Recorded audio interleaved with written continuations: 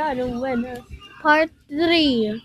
Kalimutan ko nang sabihin.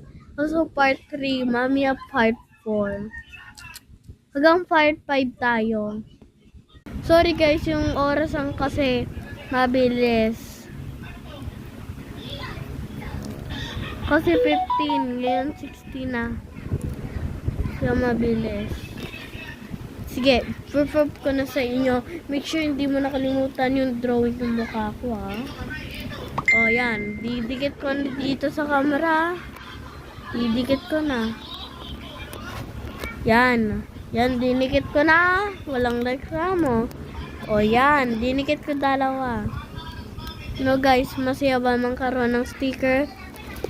Kung gusto magawa ko ng bayan ng sticker, gagawin ko tsaka kotse. Sabi mo saan kung anong gagawin ko. Bye. Peace.